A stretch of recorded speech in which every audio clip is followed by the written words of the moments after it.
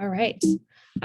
And then one other quick thing, we are super pumped to have onX Backcountry as a sponsor, but obviously we have to give you this quick disclaimer to let you know that I can't imagine Charlie's going to say anything that that we as an organization deeply disagree with, but here's this disclaimer for you also. And then, yeah, I think with that, we'll go ahead and get started. So thank you all for joining us. I'm going to just go back to our original slide. Really excited to be offering a series of webinars this season on a huge variety of topics, some of which are featured products and services from some of our generous sponsors, including obviously onX Backcountry. And I'll let Charlie talk a little bit about the difference between onX Backcountry and some of the other onX products that are out there as he's introducing you to onX. So you can go to, I'll drop a link at the end of the session. I'll drop a link to the landing page that contains the registration links for the rest of the webinars we have coming up for this season. I'm also excited to be finalizing dates for a couple more webinars. So keep an eye out for more of that in those instructor updates. I'll keep it short and sweet. So with that, Charlie, I'll let you go ahead and get started. Awesome. Thanks, Emma. Hey, everyone. I'm Charlie Avis. I'm a product manager at onX Maps, specifically working on onX Backcountry. Let me share my screen here for my little preamble. So if you're unfamiliar with onX Maps as a whole, we have three apps: Backcountry, Offroad, and Hunt. We started as a hunting tool, building maps for hunters so that they knew where they stood on private and public land. And onX Backcountry is sort of the newest app that we are launching really this year. Focused on human-powered travel in the backcountry. So, trail hiking, trail running, mountaineering in the summer, and skiing in the winter. And so today I'm going to go over just some of the features that we have in onX Backcountry, kind of specifically focusing on the skiing use case, and kind of how we see our tool being used by skiers to come up with comprehensive plans, be able to sort of analyze certain variables, and hopefully have an enjoyable and safe tour. So you can go to onxmaps.com to read more information about this, but we're just going to log into the web map. So onX has both a desktop tool and a mobile app. So mobile app is the thing that we can download offline maps, take it into the field, and the web map is something that can be displayed on a larger screen. And we like to think of the web tool, which I'll switch to now, as kind of a great planning tool, just to get more real estate. And then it syncs seamlessly with your mobile phone. So anything that you plan in the app gets sent to your mobile phone. You could take it with you into the field. So I'll kind of walk through that flow, but start here in WebMap. So I'll give you a general overview of kind of how we've laid out this app and the features that we do have, and then kind of start to walk in and dive into with more detail on each individual one, sort of based off the use case. So you can see up here this we have kind of two modes. So one is trail mode, more, which we have a ton of trails, tons of trail content. We're not going to talk about that much this year. We're going to focus on snow mode, which is features more specifically for skiers. So first off, we bring in the avalanche forecast, which gets updated every 15 minutes from avalanche.org. And avalanche.org is pulling from all of the different avalanche centers. And these will also expire at, every forecast has an expiration date. So we also, adhere to that expiration so that we're never showing something that's out of date. But so you can check the avalanche forecast immediately here. Of course, it's November, and we're looking at the Tetons and Jackson. So we're getting a forecast, of course, in my hometown up in Bozeman. We're not yet seeing enough snow to get an avalanche forecast. But then we also have a slope angle tool, which we'll dive into with more detail later. And then these activity types are, one other thing that we've been working really hard on is bringing in high quality content from guidebooks, as well as, the general community, like sort of people that we believe have something to share, and that are sort of authoritative in our community, to show lines and trails, like any good guidebook. So I'm actually going to bop down to Colorado here for a bit, just to talk about the guidebook thing a little bit. So you can see Colorado here. We've got more forecast. But all of these purple dots are ski lines that we've brought in from, so like we've worked with Beacon Guidebooks and Colorado Mountain Club, trying to help users answer the question of like, where should I go skiing? So if you zoom to say Loveland Pass, if you're familiar with that area, we just have all the named runs and descriptions of each one were you to tap on it. We also have some longer or tours with like more rich content, photos, longer descriptions. So we're really trying to build out this this guidebook database so that people have like a resource to either get inspiration, or else if they're going to a new spot, sort of orient themselves. I think the real power though with this group in particular is the tools that we have for planning a trip, and then like collaborating with your partners and sharing it. So I'm going to go back up to the Tetons because that's where I had planned to. I'm familiar enough that I can, oh dear, now I'm lost, that I can plan a trip for you guys. So, all right, back in here. So orient to like kind of how onX lays out its map. Public land is something that we display prominently. So all this purple is the border of Grand Teton National Park. Green is National Forest. You can tap into any one of these to learn this is the National Elk Refuge near Jackson Hole. It becomes very important for understanding regulations, particularly around snowmobile access or any other like local regulations. So in case you're wondering what the colors are, that's what they are. But really, I kind of want to walk through our slope angle tool. So slope angle is a pretty well-known like paradigm in the GPS mapping space for skiing at this point, and we represent it kind of in a way that we think is appropriate, where we try to make a clear distinction between under 30-degree slopes as that kind of green and yellow, and then stepping up from there, making sure that we're representing that avalanche band in that orange and red. So the way that we represent it is definitely something that we've paid a lot of attention to. And so today, I guess in this mock ski tour, although the avalanche forecast that I showed said green, of course, if it were considerable or high or you wanted to keep slope angles under 30 degrees, the way that we talk with our users about how to sort of analyze terrain is looking for large swaths of green and yellow. Here we're looking at 25 short, which is a popular run, but I'm going to pretend that I don't know it. You have, we're kind of looking for these patterns in the terrain, as you guys I'm sure are instructing folks, looking for patterns in the terrain that look maybe conducive to keep terrain manageable, like plan your trip based off of the conditions. Another thing that we have in our web map is 3D. So you can really start to dive into zones like this and like drill into your plan.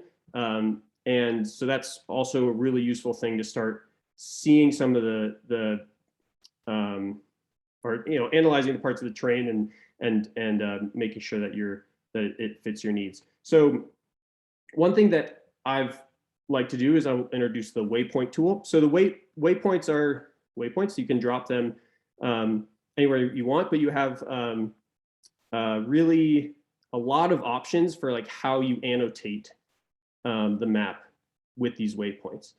This is a pretty powerful thing because as I'll show you later, like I've got little couloirs marked everywhere. Like it's actually a way that as a skier during the week when I'm dreaming about the weekend, I can like be looking at the map and dropping ideas or if I want to remember something. But in this particular case, also you may say like, okay, this is a terrain trap that you know, as we're going up here, we may want to avoid.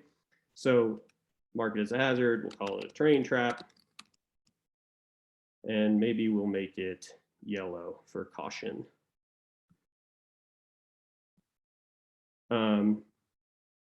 Pretty straightforward, and it's a nice way to kind of as you're building your trip, like build points of context or points of orientation, so that once you're in the field navigating, you don't have to like be rereading or reanalyzing the map. And like I said, all of these sync directly to your phone. So once you go out there, you'll have all these things. So let's say this is another gully, and we're gonna call that a terrain trap. Yellow. Cool.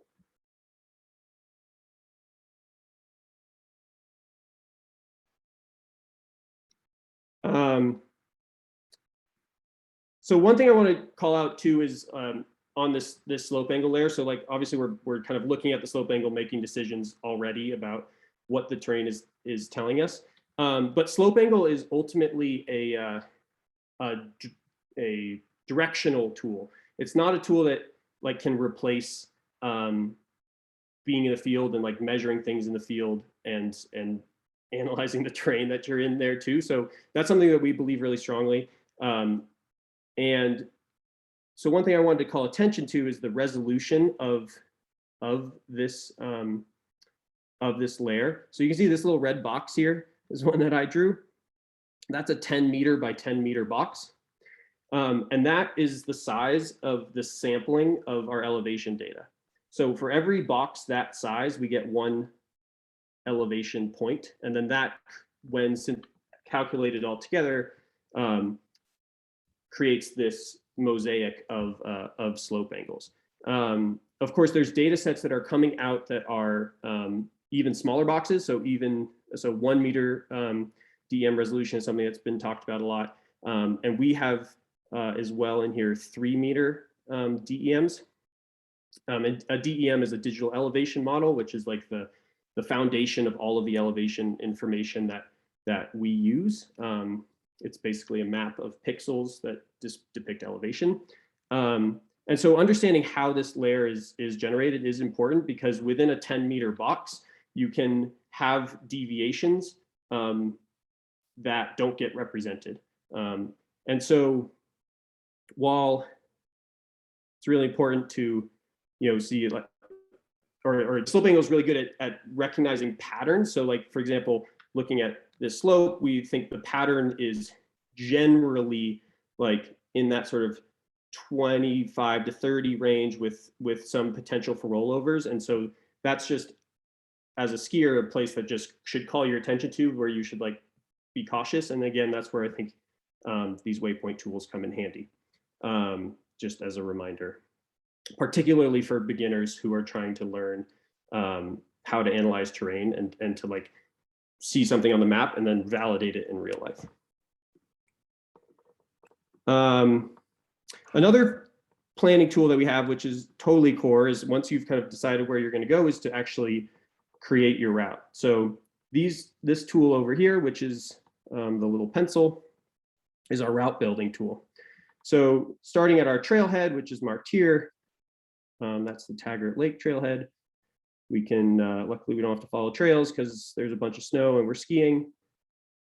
I remember in my area course doing an exercise sort of similar to this, where a slide was put up and you had to, plot your route, theoretically. And so that's sort of what's happening here. Of course, and so, following or trying to keep slope angle low, whatever you do.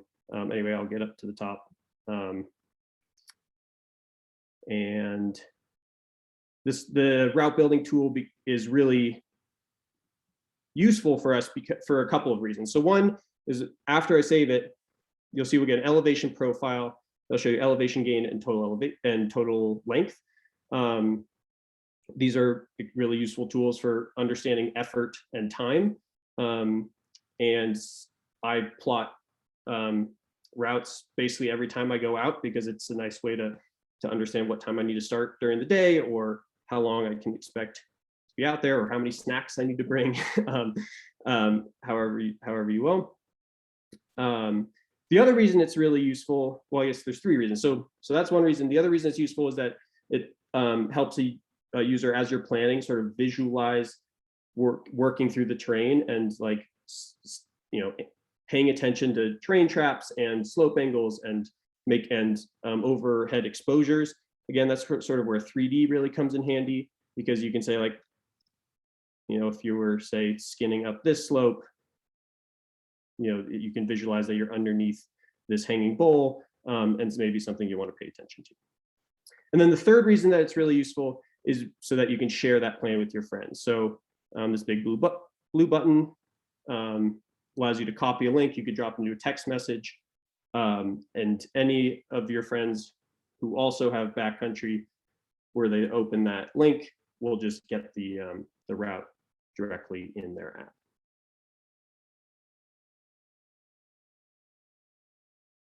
I'm not looking at chat, sorry. So if there are questions, I'll just get to them at the end. I'm sorry.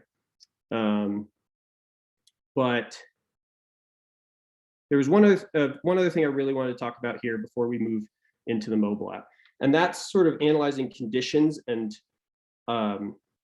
weather. So onX has point weather forecasts in Web Map. So this little button down here, where if you tap it, you'll see the little crosshairs come up in the middle, and as you move it around, the forecast will change. I guess it's 15 degrees there and 22 degrees there, but so this is a model that comes from Weather Underground. So I know that some folks are picky with what weather service they like, but this one it's really nice to have a weather service in the tool, so that as you're making a plan, you could just be referencing the same place. So with our point forecast, you'll get weekly weather. So I did notice on Friday, 4.8 inches of snow. That's awesome. So maybe we should go there. And you also get hourly forecasts that will show wind over time. So this will be like hourly wind. And we also give 24 hours in the past, which is actually something that comes from our hunting background. Wind, historical wind is very important. But this is really useful for kind of analyzing what the wind has been doing in a certain area. Of course, this is not measured, it is modeled, because unfortunately we don't have wind stations everywhere, but it is particularly useful for that. Another thing you can do is, again, with our Waypoint tool, is, let's say this is our summit, call it 25 short, save. You could attach a wind direction to a waypoint. So you see now that it says 14 west on that waypoint. Again, this is coming from the same model, but you can save these waypoints and have a wind display. So which helps as you're making a plan. If you're like looking at maybe you have a few of these planned around in the morning, you could look and say, like, oh, well, the wind's coming out of the east at 12 miles an hour, like it may be loaded differently than I'm used to, than the prevailing wind, or just kind of giving context around the conditions like that.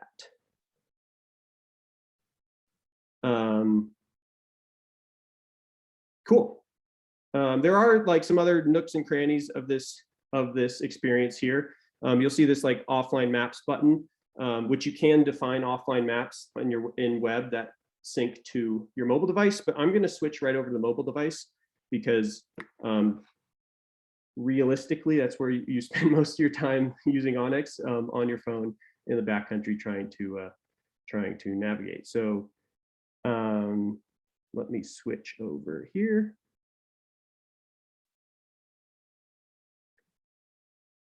All right. Hopefully you can see that. So here on the mobile app, it's the same feature set as we just saw on web, just a smaller screen. You can see that I've got my 25 short skin track that was, you can see was shared with me by me. And elevation profile that you can scrub along, really useful for longer tours. And some of the other waypoints or terrain traps, for example, I pre-shared this just so you guys know that's how that happened. But so this is sort of from the perspective of your buddy who just received a bunch of beta from you. Were this the same account that I just showed you on the web map, it would just automatically sync everything that I had made. So the bread and butter of onX, and one of the key things is that you can then define offline maps to take everything that we have looked at, all of the layers, slope angle, avalanche forecast, even weather, but of course it's just a snapshot in time. You can take it offline with you. But to do that, you tap create a new map, and you could choose your resolution. For skiing, I really prefer 5 miles, like our highest resolution, which is 5 miles wide. 5 miles is, I mean, I haven't had too many problems with ski tours that are longer than this size. That is definitely one thing to consider, but also having the highest resolution means you get the lowest zoom level, the highest resolution of that slope angle and topo layers. So when you're making navigation decisions in the field, that's really important. I'm not going to save that, but maybe as a quick demonstration, were I to jump to or take that off, you'll see that an offline mode came on the top, but I can still view all of the data at a high zoom level and turn on slope angle. So one thing I didn't touch on yet is that we do have multiple base maps. So topo is the one that I've been using up until this point. It's kind of my favorite because it's clean, but I know other people prefer satellite. Satellite becomes really useful because as we're looking at this ski run that we're looking to ski, of course, you can read how sparse the trees are, what is the like how sparse the trees are, like is it rocky, is it grassy, is it a couloir? One thing that we've been really focused on, and we're actually going to be, this is sort of like a sneak peek doing more of in the future, is retaining aerial imagery that has snow or is midwinter aerial imagery for our snow mode. The Tetons here are kind of in this, it's not midwinter, so it's sort of in this half state right now. But it's really useful for skiers to be able to see like where snow fills into couloirs or what obstacles get covered. So that's something to pay attention to as our season progresses, because we'll be getting more and more of that type of imagery in the app. And then the last base map we have is a hybrid, which is just overlays the contour lines, which can be useful also at times.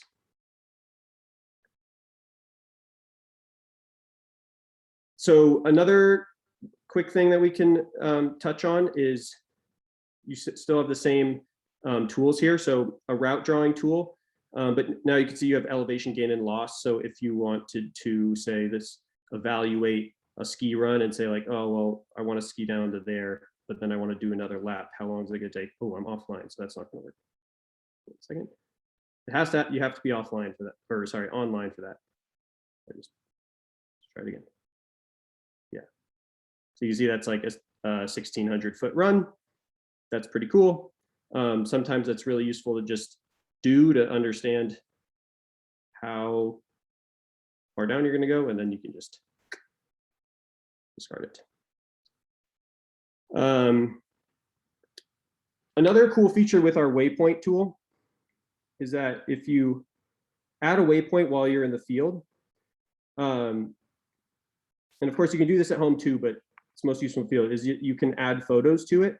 So one place I found this to be super useful is that you can make your waypoint a snow pit, or drop a waypoint really where you dig a snow pit, and then add a photo potentially of like the pit that you dug and whatever layers that you found, and also maybe say like, you know, ECTP 23, and then some notes about that. It's a way that I've been able to keep track, maybe through a season or however long you want to keep it, of all the observations that I make. And also it's just a good habit to get into. I know there's other sort of ways to record these, but it's just a quick hit if you've got your navigation app out anyway.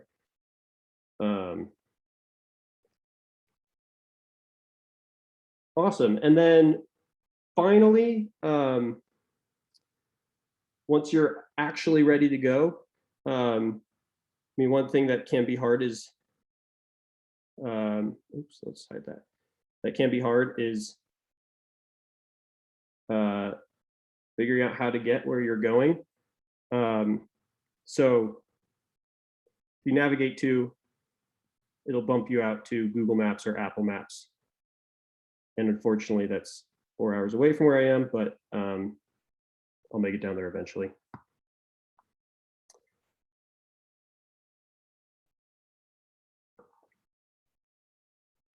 Cool. So I think that just about covers like the main chunk of our app.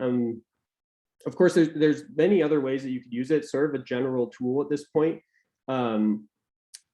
You know, whether if you're leaning more on the guidebook side of things and discovering new routes, or like planning routes and collaborating with friends. Oh, there is one. Oh, there's one more thing, which is that you can also create folders of all of the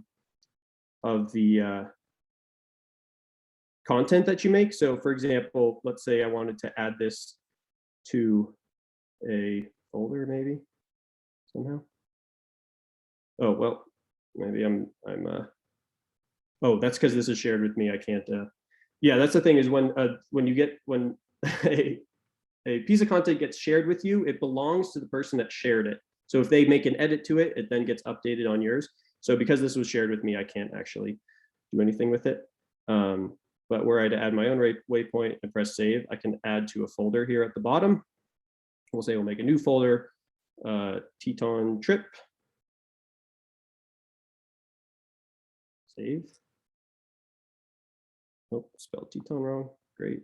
But now you have a folder that you can add more content to, and toggle on and off, and just otherwise keep your things organized. Cool. Yeah, so that about covers everything that I wanted to talk about. We do have a lot of things in the works for this season, which are pretty exciting, and I think maybe we can communicate as they come out with this group again. But I'll just list off some of those things, which are, we'll have snowtail stations. So we're going to have 7-day plots of readouts from snowtail stations, so that you can find, you know, like get real data on snow accumulations in mountainous areas. We're going to have a slope aspect layer, you know, to complement the slope angle layer. And like I mentioned, winter aerial imagery, there's more of that coming. And we're also bringing in trails for ski resorts, because so that side country and you know, folks that ski on resorts have that in their app as well. But at this point, stop my share and take questions. Awesome. Thanks, Charlie. We have a few questions that I've just pulled out of the chat. And then folks, if you have other questions to ask, just so I don't get too far behind, if you don't mind dropping those in the Q&A, and then I'll switch over to that after we get through these chat questions. So Charlie, our first question in the chat is whether onX only covers the US or if there are international maps available as well. So onX does focus on the US, and I would say that, yeah, basically our coverage is of the US. Our aerial imagery will cover the whole world, but we're very North America focused right now. Cool, thank you. And then let's see, I've got a question from Daryl. It's from 6/19, and I can't remember what we were talking about at that time. So Daryl, if it's okay, I'm gonna give you the, I think I can make it so that you can talk. If you don't mind, you can just ask your question because you can probably ask it better than I can.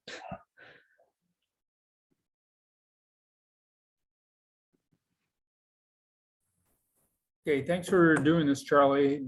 When you did your route and then showed a profile, were the colors in the profile representative of slope angle? Yeah, they are. Okay, so when you did your route, you were trying to stay on yellows, greens and yellows, but your profile showed light pinks. Yep, an astute observation. So the way, I think that's actually, I'll take that as feedback too, because that's, so the way that slope angle on the elevation profile is calculated is the same way that actually on the trail side of our app, we show slope angle for a trail based off of like how steep that trail is. And that scale is different than the one that we use for like avalanche angle. So it's a really good observation because that is confusing. And that doesn't correlate exactly to the slope angle layer that like represents or the color scale that we use to represent for avalanches. Okay, thank you. Thanks, Daryl. Next, James wonders if you can review how to add wind to a waypoint again. Absolutely, yeah. So here, I'll share my screen again. So if you add a waypoint, once you save it, this waypoint tool will come up, and you press plus and apply. It'll show up. This is a pretty new feature. I may need to check. Oh no, yeah, it's available on mobile as well. If I'd have to confirm Android too, but it's one of those features that is relatively new. So sometimes there can be discrepancy between devices or versions that you're on. So if you're not seeing it, you either might need to update your app. That's actually probably what you'd have to do. But if you're still not seeing it, feel free to reach out to me. I'd be happy to help you. Awesome, thank you. Next, can you adjust the opacity of the slope angle layer? Yep, that's with this slider underneath the legend here. Awesome. Okay, and then another question from James. Any plans to add alpha angle runout in addition to slope angle? Great question. We are working with some researchers in, shoot, I forget the name of the university, but from Alaska, who is working on more complex models like that. So alpha angle is something that we have talked a lot about. To model like runout zones gets complicated, or can be complicated from purely like a slope angle perspective, but because it has to incorporate like the exposure above it. One thing that could be interesting for us to look at is like even just with line tools that you could use those to like map, if you drew a line down a slide path to just give more analysis of like what happens there. But so I'd say it's something that we definitely are actively thinking about and trying to come up with the right way to represent that. Thanks, Charlie. James, I'm going to let you ask your most recent question about manipulating the map in 3D because I fear I will botch it. So let me let you talk. Okay, yeah, this is more of just a comment. On your 3D, you end up using control on the mouse to manipulate the map in 3D. Mhm. I do a lot of map stuff, so Google Earth uses shift. So I keep zooming in instead of manipulating because I'm so much muscle memory, on that. Yep. But it's just a comment, not a complaint or suggestion or whatever. But Yeah, no, absolutely. And the mapping tool that we use, like that is the standard that that they have put in, but duly noted. I mean, another thing that, if I may be self-critical for a moment too, is like we don't have pan and rotate controls on the map too. So that's a thing that we're aware of as well. But duly noted on the shift thing, and maybe that's something that we can add to the to a preference or something so that you can. yeah, it's just a little thing. And then just to follow up on the alpha angle, that's always an estimate anyway. But as an educator, and the way things are going in the backcountry, would be a good tool for a lot of beginners to at least have an idea of where the alpha angle is, so they understand better when they're in avalanche terrain. Because like in your example, the top of that slope, like how far is that going to go? It's probably not going to go all the way, but if you could at least say, if you had an alpha angle in there, you could say this is your zone where you better start either avoiding it or being heads up. Mm-hmm. But I know it's complicated. Also, if you do that, I can get some DoD contracts for you. Yeah, great. Yeah, and we've been looking at the eights model as well, because although that's not explicitly alpha angle, but it's incorporating like run out zones and overhead exposure, and so yeah, and of course that's a manual process right now. The eights mapping is like some guy in Canada, like I guess goes and decides eights was originally designed as a drainage system, but the practitioners have taken it to like run level. Mm-hmm. And my heli operation in Alaska, I pretty much eights every run. Mm-hmm. And I had a talk with Bruce Tremper down here in the Wasatch about, why don't we do that for the whole Wasatch? There's enough users and enough need, and with the plethora of people out in the backcountry now, it's not that big. I mean, literally in 2 weeks, I could go through and draw up every run, and in another 2 weeks, have a consensus with all the forecasters on what the H rating should be. Yeah, it's that's totally something that we would love to work. Yeah, and we would love to work with you or anybody on that, because I think we see that as being extremely valuable. For yeah, what it's the next evolution. I think we're there. The technology's there. Yeah, cool. That's awesome. Awesome. Thanks, James. Thank you. Okay. That brings us to the end of the questions that are in the chat, and I don't see anything in the Q&A. Do folks have other questions? Feel free to raise your hand or drop it in the Q&A or the chat if you do. I have one more comment too, which is that we, as part of the partnership, every instructor, so all of you will get 1 year free for this, and we're actively developing and trying to improve and make tools that I think we finally we're up to the level where it's a tool that you can use to make plans in the backcountry, and we want to try to actively improve it and make it as good as it can be. So as you do use it this year, we are so open to feedback, and we hope that you find it useful and that we can make it better. Awesome. Thank you, Charlie.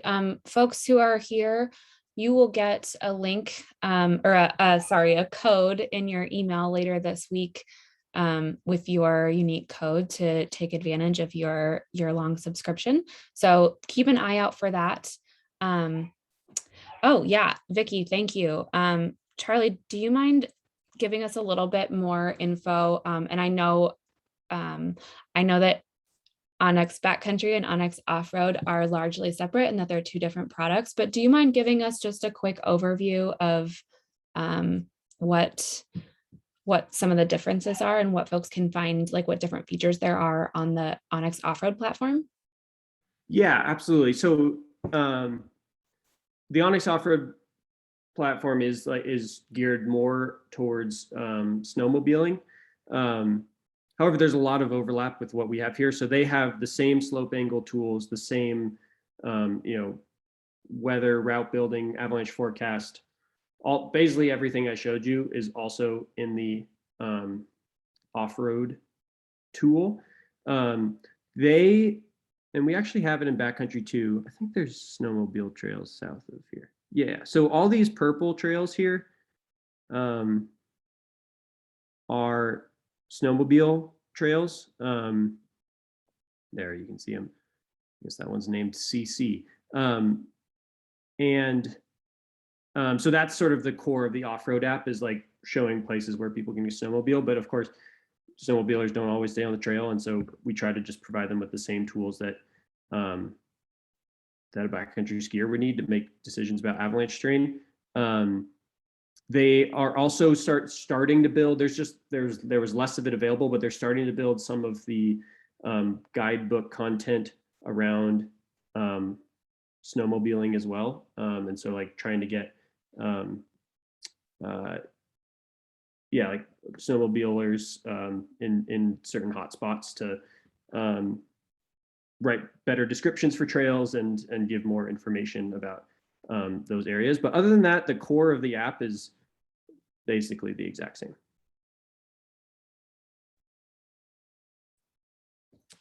Awesome, thank you. Folks, I'm gonna drop a link in the chat. And feel free to head there for more information on some of our other upcoming webinars as well. Any other questions for Charlie before we let him go? Awesome. Charlie, thank you so much for joining us. Thank you for having me. Oh, I remembered one more thing that's upcoming this year that I did not mention, but you're getting all the sneak previews, is we also compiled all of the avalanche fatalities, and we're also working on non-fatal accidents and we like put them into a geospatial data set such that we can display them on the map. So we will be displaying, and we've been working with the National Avalanche Center and a few other, and CAIC on this as well. But so we will be displaying fatalities, and then we're also going to be working towards like more general observations from that too. Something I want to mention, just because I think it's also an important learning tool for folks that are getting into this sport. Charlie, thank you. And then we had a couple more questions pop up. Does Offroad show private property boundaries? Yeah, if you're an elite member, so that's the next tier of memberships. So it's $100 a year instead of $40, and they do have private land. Awesome.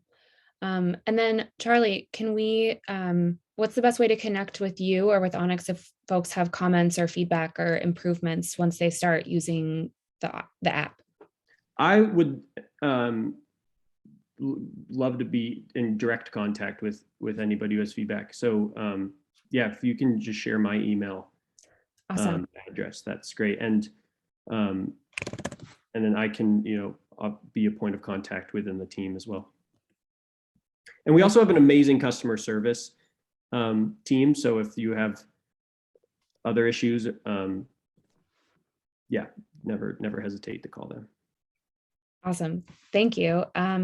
folks, I just dropped Charlie's email address into the chat. So once you start using the app, if you have specific feedback for him, and then it sounds like, Charlie, you can connect folks with customer service if they have other questions that are sort of out of your jurisdiction. Great. Awesome. Okay, well, with that, I think we'll wrap it up for the evening. Oh yeah, go ahead, Charlie. Oh, sorry, I'm interrupting again, but there was one note about the New Hampshire White Mountain Abbey forecast. I think because there's also the other forecast that we don't show that I know of is the Crested Butte, like the localized one. I forget the Crested Butte Center. So there are a few centers that don't pipe their forecasts into the like avalanche.org tool, and because of that, we don't get those right now. But we're actively working to work with those few exceptions so that we do represent them.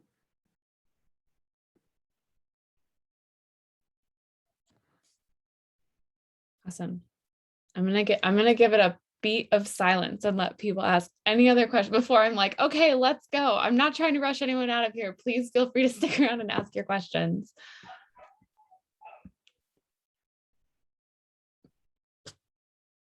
Awesome. Okay. Well, you obviously all have my email address, and then you've also now got Charlie's, and you've got this link to our upcoming webinars. Charlie, thank you so much for joining us. And thank you also, we're really excited to have, to be able to share those codes with instructors so that folks can actually spend some time with the app this winter. Awesome. Thanks for having me. Great. Thank you all so much. Have a great night.